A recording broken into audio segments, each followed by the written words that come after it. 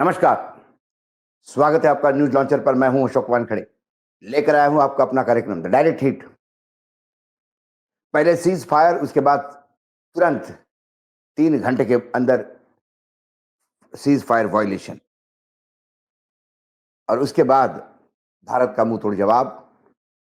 और ये सब जब एक तरफ चल रहा है तो आश्चर्य की बात है, पाकिस्तान के प्रधानमंत्री शहबाज शरीफ पाकिस्तानी टेलीविजन पर अपने देश को संबोधित करते हुए ये बता रहे थे कि भारत ने एक नापाक हमला किया और उनके शहीन ने भारत के राफेल को फेल कर दिया।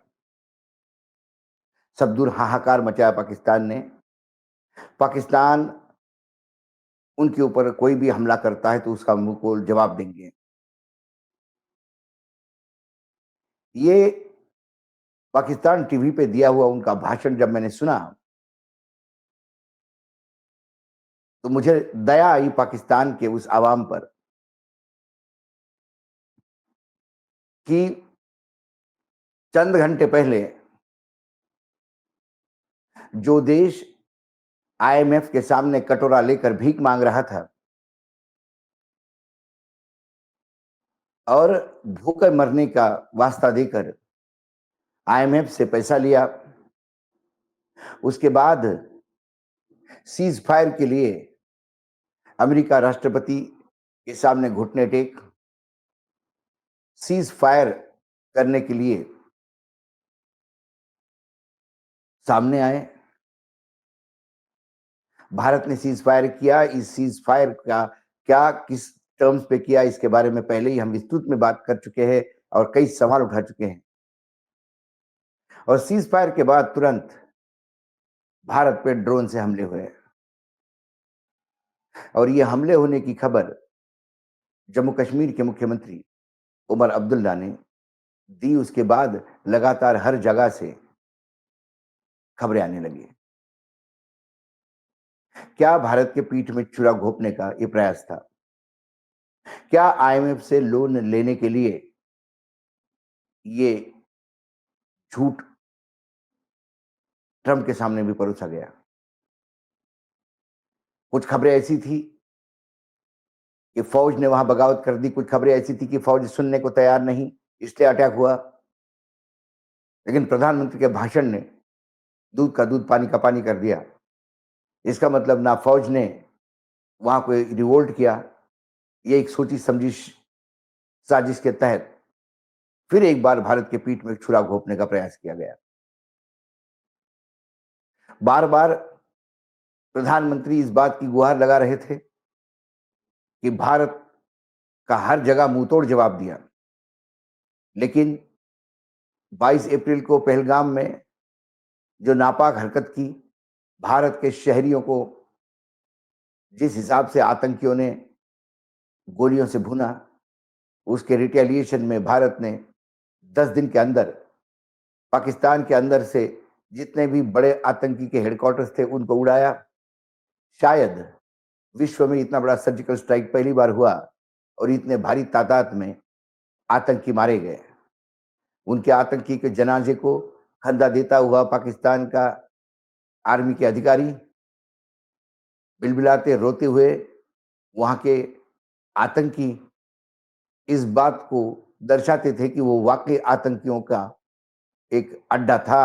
पाकिस्तान आतंकियों का एक ऐसा शरण गृह थी कि जहां चाहे अफगानिस्तान के भागे हुए आतंकी हो या जो इस्लाम के नाम पे तैयार किए गए आतंकी हो, उसको वो पनाह देते थे, ट्रेनिंग देते थे और भारत पर एक छद्म युद्ध लादा था। इसके बाद जब भारत ने हमला किया तो बाकायदा इस बात को रेखांकित किया कि आपने आतंकी भेज के हमारे यहाँ के शहरियों पे हमला किया।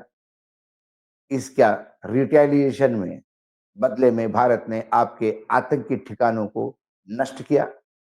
ये ना कोई सिविलियन को मारा, ना कोई आर्मी के एस्टेब्लिशमेंट पे हमले हुए, लेकिन जैसा कि मैं हमेशा कहता हूँ, आतंकी पाकिस्तान में एक सैन्य का हिस्सा है, वो सैन्य की एक रेजिमेंट है, टेररिस्ट रेजिमेंट। इसलिए पाकिस्तान के सैनिकों ने सीधा हमला भारत के मिलिट्री एस्टेब्लिशमेंट पे किया, जिसका माकूल जवाब, क्योंकि भारत का जो एयर जो हवाई सुरक्षा तंत्र है, वो इतना मजबूती के साथ था कि कोई भी मिसाइल हो, कोई ड्रोन हो, कोई प्लेन हो, वो भारत की भूमि क्रॉस नहीं कर पाया। हवा में मार गिराया गया। मलबा कई जगह पड़ा हुआ दिखाई देता है। एक भी कैजुअल्टी नहीं हुई, लेकिन फिर क्रॉस बॉर्डरिंग शेलिंग में जहां पर बड़े तादाद पे मोर्टर और आर्टिलरी यूज की गई, तोहफे यूज की गई, वहां जो बॉर्डर पे हमारे गांव हैं, उन्हें नुकसान पहुंचा, कुछ सिविलियंस की हानि।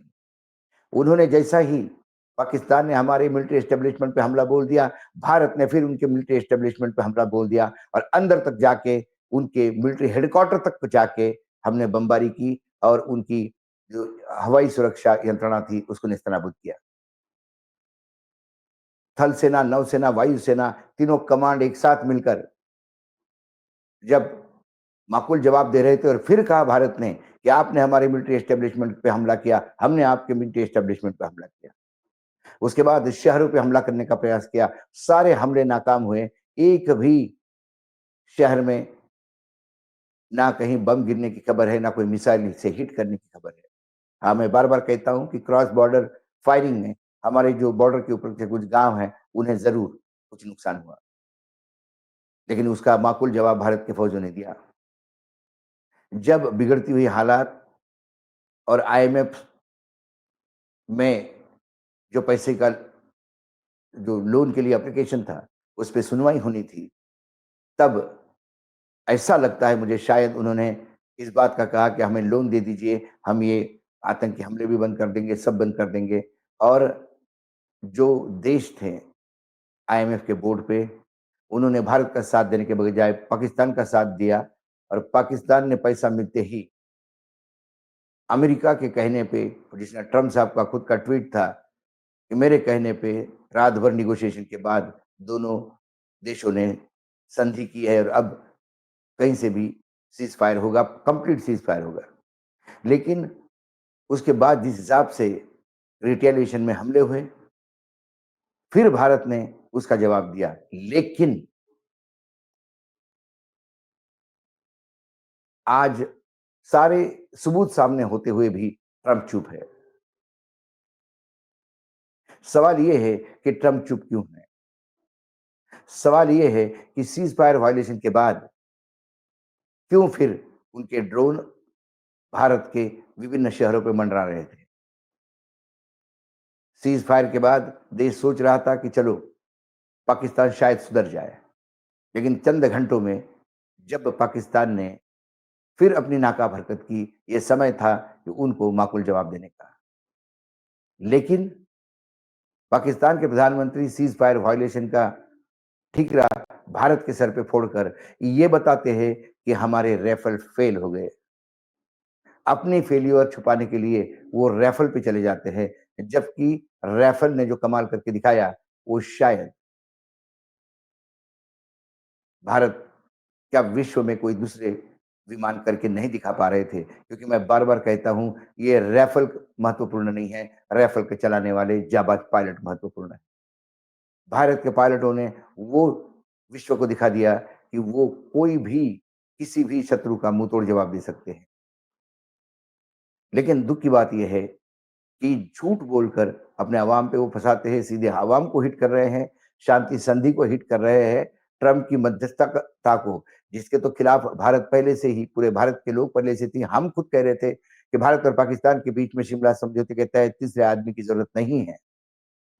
लेकिन फिर ट्रम्प यदि बड़े सरपंच बन के आते हैं, तो उनको भी आईना पाकिस्तान ने दिखाया। ये सारा प्रूफ सामने है।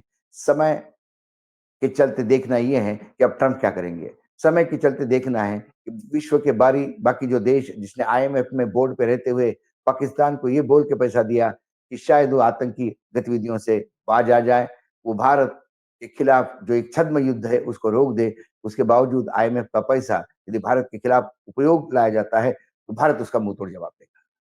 कुल मिलाकर शहबाज शरीफ की निर्लज्जता का एक उत्कृष्ट उदाहरण उनका भाषण था। लेकिन क्या शांति संधि का वायलेशन हुआ है? क्या ये वॉर में एस्केलेशन होगा? समय बताएगा। भारत हमेशा संयमी दृष्टि से चलता है। भारत ने हमेशा आक्रामकता की भूमिका कभी नहीं निभाई। भारत ने कभी अपनी सीमाएँ बढ़ाने का प्रयास नहीं किया। भारत ने हमेशा अपनी सीमाओं का सुरक्षा की, अपने देश की आवाम की सुरक्षा की और ऐसे में यदि भारत पे हमला होता है, भारत की जनता की सुरक्षा पे थोड़ी भी आँच आती है, तो फिर भारत वो करके दिखाएगा कि भारत सिर्फ़ बुद्ध का नहीं, भारत युद्ध का भी देश हो सकता है।